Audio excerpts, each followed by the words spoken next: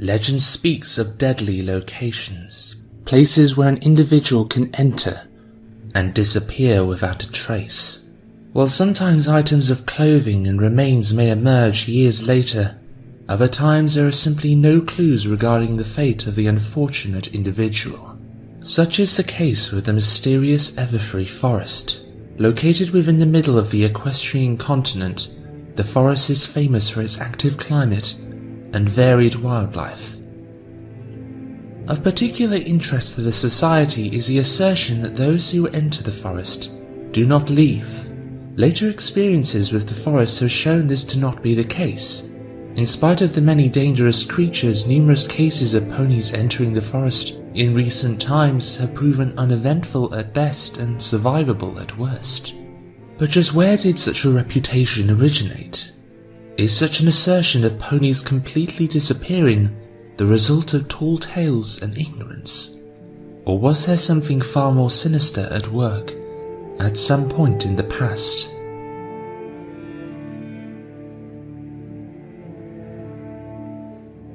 Little is known regarding the Everfree forest short of its unusual properties compared to the rest of Equestria. It is described as a place where the forces of nature run independent of direct control, something that is understandably alien to the ponies of Equestria. This attribute in itself gives the region an unsettling vibe that likely still resonates with locals. Despite this, the fact that a major river runs through the area, coupled with the high biodiversity as well as the presence of the castle of the Two Sisters, has led many to journey through the forest on various occasions. Our earliest account of such occasions comes from the episode Family Appreciation Day, and the account of Granny Smith, who, in spite of encountering timber wolves, managed to leave the forest unscathed. This marks the beginning of our best possible timeline regarding the apparent disappearances, leading up to Zecora's eventual arrival. As for the forest's origins, our best clue comes from the episode Princess Twilight Sparkle Part 2, in which the character of Discord is seen to have deposited seeds that would become the Plunderseed vines. While the vines themselves were suppressed by the Tree of Harmony, references have been made to their continued existence around the time of Nightmare Moon's initial attack.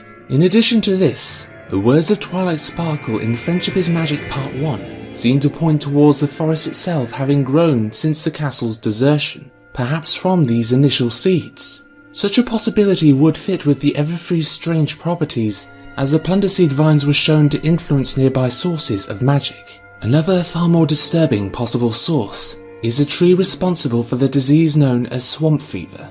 Likely inspired by the parasitic cordyceps fungus, the tree's life cycle involves actively transforming nearby life forms into other such trees through the aforementioned disease. An implication that has been heavily spotlighted by fans is that the Everfree's large number of swamp fever plants may have resulted from a catastrophic mass infection of ponies at some point in the past.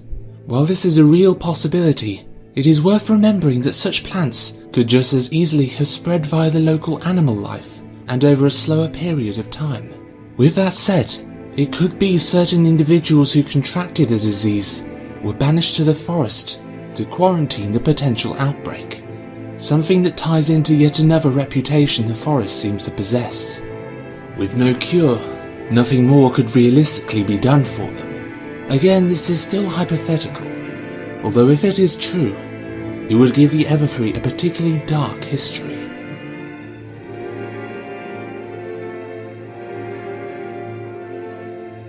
This reputation for unexplained disappearances was first raised in Part 2 of Friendship is Magic and a single line by Rainbow Dash. Given how ready the main characters were to enter the forest, it is possible such a concept was made up on the spot.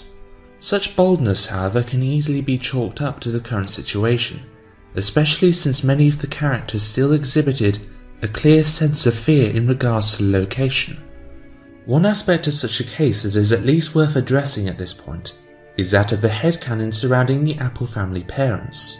The Society would like to apologise at this point, as this is not the first time the apparent disappearance has been used as a talking point. Given how the character of Applejack has been seen to exhibit fear when entering the forest and outwardly berated Rainbow Dash Apparently, for bringing up the subject of mysterious disappearances, many have concluded the fate of the character's parents lies within the Everfree's dark clutches. Again, while we can confirm the loss of Pear Butter and Brightmac, nothing has been stated within the show to confirm the couple's exact fate. In regards to the aforementioned points, fear of the Everfree is nothing unusual, and the fact that Rainbow Dash was putting on a leering posture could easily have encouraged Applejack to call her out for attempting to scare the other members of the group. Then again, this is also just speculation. If we take Rainbow Dash at her word, there is no shortage of potentially deadly life forms inhabiting the forest, including the very flora that makes up the location. Creating a list of all the life-threatening organisms that we know of that currently exist within the Everfree gives us plenty of possible candidates. The main issue is that in spite of their highly dangerous nature, none of these life forms have truly lived up to the Everfree's deadly reputation, at least in recent times. If we once again take Rainbow at her word, the implication seems to be that some unknown variable was in existence around the time of the supposed disappearances. Based on what is known about the Everfree, this gives us 3 possibilities. The most likely means by which someone could disappear in the Everfree is through an animal attack. If we apply what we know about the Everfree, there are 2 possibilities to account for the differentiation. Either there were far more of these dangerous life forms present at some point in the past, or one or many highly aggressive rogue animals were on the loose. If we assume there are many more of these creatures in the past compared to the present, such a reduction seems to imply many of these animals were eradicated in order to minimize the threat posed by the excess population. The suggestion of such life being disposed of will be nothing new. It is just possible, however, for such creatures to have depleted due to environmental issues that arise with overpopulation within a confined space. It seems hard to imagine how a rogue variant of such an organism would differ from the actual form. Given how most of those animals rarely ever roam beyond the Everfree's borders, and only ever attack when ponies venture too close, perhaps a rogue variant would be one active enough and strong enough to constantly stalk the outer rim of the forest without being noticed. Our best such examples will be either a timberwolf or a cockatrice, or even both. Another possibility is that the threat posed by such creatures has been reduced or in other cases eradicated by on-screen actions. The cockatrice, for example, was subdued by the character of Fluttershy in the episode Stairmaster.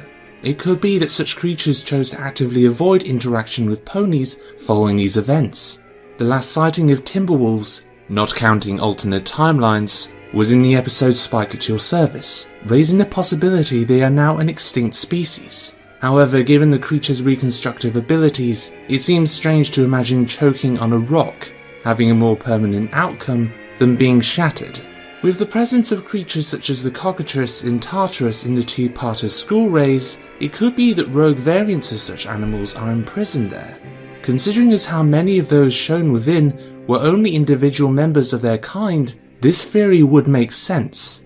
The biggest issue, however, is the fact that we had already seen episodes involving ponies entering the forest prior to this. Indeed, the character of Zecora had already been in residence there for long before the events of Spike at Your Service. If one or more of these creatures really did represent such a deadly threat, how come they would let such potential victims pass? It is indicated Zecora bears some magical abilities, as well as experience. It's therefore not unreasonable to assume she would have the necessary means to protect herself. Perhaps she utilized some means of reducing the level of danger posed by the forest inhabitants. The question there is, why would she settle for the Everfree when places like Hayseed Swamp also existed with far fewer potential dangers? As yet, our highest likelihood is that the danger itself had subsided by the time of her arrival. But what about the local plant life? The plunderseed vines from Princess Twilight Sparkle were shown to exhibit the ability to capture specific targets without anyone being any the wiser. Indirect references seem to point towards such plant life being active in spite of the Tree of Harmony's control. It could be said vines managed to periodically overcome this control. grabbing any of those who came too close to the forest. Eventually, those captured would have died of starvation or exposure, a fate the princesses thankfully managed to avoid. While such plant life has exhibited behaviour of this nature, we have seen no evidence of it progressing to such an extent, nor do we have any evidence that it proved more than a nuisance in the past.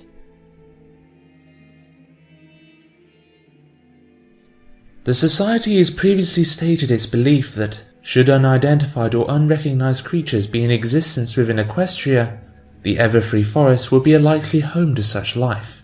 If we work under the theory that some predatory or otherwise territorial unknown animal was in existence for a period of the Everfree's history, just what could it have been? The implication of unexplained disappearances leads one to reminisce on the story of the headless horse and the description of such an entity taking the life of its eyewitnesses. However, further exploration of such a legend in hindsight seems to indicate that at least some of the details surrounding the entity are made up for the purpose of storytelling within universe. As yet, the character of Twilight seems to be our best in-universe origin point, although it is highly possible that, like the Pony of Shadows, the concept itself is far older. Another, much more relevant legend is that of the aforementioned Everfree Pony of Shadows, a being that has been connected to the ruins of the castle of the Two Sisters. If indeed such a being was in existence within the area, it's not hard to imagine it being responsible for the supposed disappearances. Of course, the big issue with all of this is that of evidence, or lack thereof.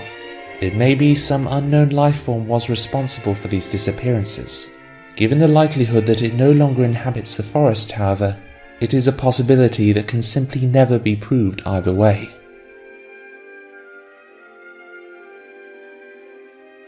Perhaps the closest real-world comparisons we have for locations such as the Everfree are the various proposed vortices, the most famous being the Bermuda Triangle.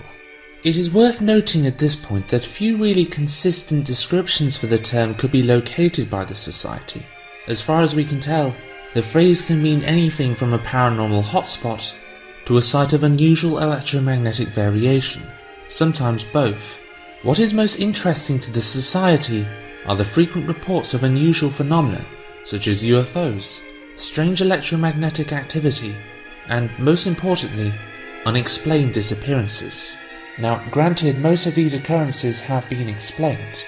However, is it possible to apply the law of such vortices to the Everfree forest? In this case, our closest comparison might be areas such as the Bennington Triangle of Vermont, known more for reported disappearances than many of the other occurrences associated with the usual vortex site. The Everfree is noted for unexplained activity as well as the disappearances, giving us an ostensive parallel, raising the possibility that a deadly unknown force is at work, perhaps one that is attracted to the Everfree's dark history. The main issue with this is the lack of recent disappearances. The fact is, if so many vanishings have occurred as a result of this force, how has nothing happened more recently? Much like the Bennington Triangle, it could be the reputation itself blew up from only a few unexplained disappearances. If, once again, we take the description to heart, however, what force present in the Everfree might have interfered in recent times? Our best such example might just be the Tree of Harmony. Given the tree's ability to keep the Everfree under a certain level of control, as evidenced by the episode Princess Twilight Sparkle, it could be what prevented such disappearances in recent times. The fact that the tree has appeared to slowly decrease in power since the elements of harmony were removed would appear to support this. However, this should logically point towards a greater number of vanishings in the present than in the past, and not the other way around. Even if such disappearances were an occurrence prior to the tree being planted, the fact that nothing of this nature occurred while the main six were attempting to place the elements back into the Tree of Harmony is problematic. If we stick with this theory, it could be this unknown force is feeding off the Tree of Harmony. However, there is a far more disturbing possibility.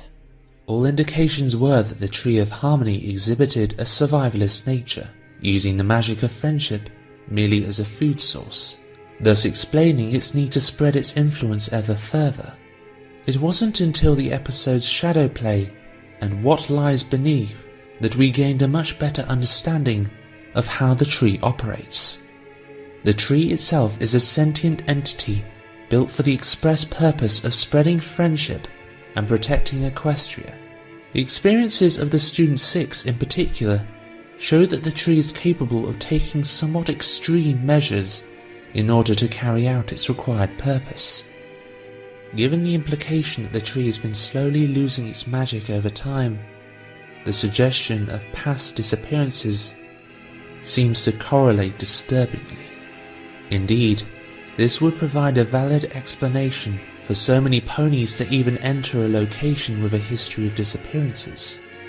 Put simply, what if the tree led them there? Could it be the Tree of Harmony, in its early years, sought an alternative means of reducing conflict in Equestria after the events of Nightmare Moon's takeover and the absence of the elements of harmony? Did some inhabitants of Equestria, those who were deemed a threat to the future the tree was trying to create, disappear into those dark woods, never to be seen again?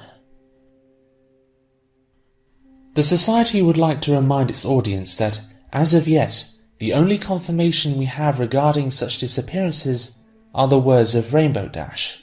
While the sheer number of strange and dangerous life forms inhabiting the forest indicate a high likelihood that at least some disappearances must have happened based purely on statistical likelihood, the implication of an unusually high vanishing count is still far from confirmed. Indeed, no evidence in favour of such a reputation existing has been forthcoming in the time since then.